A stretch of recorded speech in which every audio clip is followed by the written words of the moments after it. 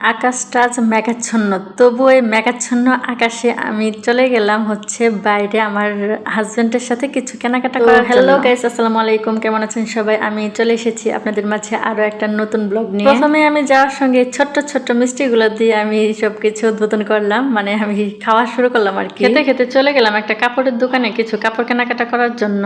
হয়তো টাকা পয়সা বেশি নেই, কিন্তু ঈদ তো সামনে, তারপর তো সবার জন্য অল্প হলেও কিছু কিনতে হবে। গরিবদের আবার ঈদের মার্কেট, তারপরেও একটু মনটাকে সান্ত্বনা দেওয়ার জন্য মার্কেটে ঘুরতে যাওয়া আর কি। পুরো মার্কেট ঘুরে অল্প অল্প করে সবার জন্য কিছু একটা জিনিস কিনলাম। আপনাদের ভাইয়া দেখে দেখে তারপরে সবার জন্য জিনিসগুলো কিনতেছিল অল্প অল্প করে।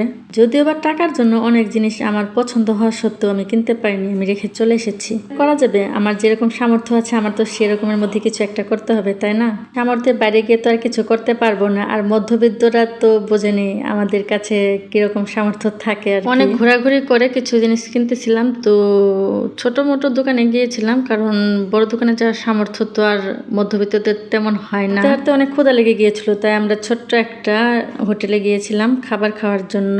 আর আপনার ভাইয়া যে দেখতে আছেন, ওর তো মাথা ব্যথা করতেছিল অনেক, ভাবতেছিলাম কি খাবো। তো শেষে আমরা খেলাম হচ্ছে মাছ ভর্তা আর হচ্ছে ছোট মাছ চটচটি তরকারি দিয়ে ভাত খেলাম। তবে আর যাই হোক, ছোট মাছ তরকারিটা আমার কাছে এত ভালো লেগেছিল আর ভর্তাটাও অনেক ভালো লেগেছিল।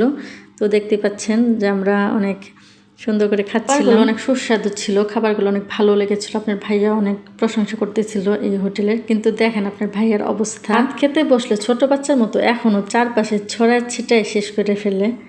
এই এখন আমরা বিলটা পরিশোধ করতেছিলাম, পর আরও একটু পানি খেয়ে তারপরে হোটেল থেকে চলে গেলাম আবার কিছু কেনাকাটা করার জন্য দোকানে। কারণ ঈদ চলে এসেছে, পরে আর ছুটি পাবো না কিংবা দুজনের সময় পাবো না একসাথে, তাই আজকে সবকিছু শেষ করতে হবে। তবে আমি আমার জন্য বেশি কিছু কিনতে পারিনি, এই একটা ওয়ান পিস পছন্দ হয়েছে, তো এটা আপনার ভাইয়া বারবার দেখতেছে। এখন চলে আসলাম একটা ব্যাগের দোকানে একটা ব্যাগ কেনার জন্য। তো কালো একটা ব্যাগ ভালোই লেগেছে, কিন্তু অনেক দামাদামি করতেছি, ওনারা দাম ছাড়তেছে না। শেষে ব্যাগটাও কিনতে পেরেছি। এই দেখেন আপনার ভাইয়া কি করতেছে, পান খাচ্ছে। আরে ভাই, তোর এই বয়সে কেন পান খেতে হবে? আর যেটাতে ভালো হয়, হাজার বললো তো আর শুনবে না, কি আর করার। তো আমাদের মার্কেট করতে করতে অনেকটা রাত হয়ে গিয়েছে। এখন আমরা দুজন বাসার দিকে রওনা দিয়েছি, বাসায় যাচ্ছি। দেখেন আশেপাশে মানুষজন কিন্তু তেমন নেই, কারণ রাত অনেক হয়ে গেছে, প্রায় রাত 12টা বেজে গিয়েছে।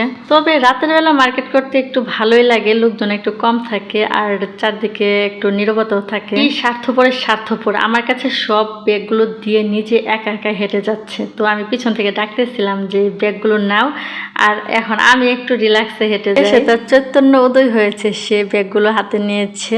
আর হ্যাঁ, আমরা যখন যাচ্ছিলাম তখন একটু বৃষ্টি আসতেছিল, বৃষ্টিতে প্রায় আমরা দুজন ভিজেই যাচ্ছিলাম। তো কি আর করা, যেহেতু বাসা পাশে বাজার থেকে, তারপর আমরা হেঁটেই চলে গেলাম বাসায়। থাকি তো ভাড়া বাসায়, গেট তো খুলে দিতে হবে, তাই আমরা গেটের বাসায় দাঁড়িয়ে আছি যে কখন গেটটা খুলে দিবে সেই আশায়। এই ভাড়া বাসায় থাকলে এই একটা সমস্যা আমাদের ফেস করতে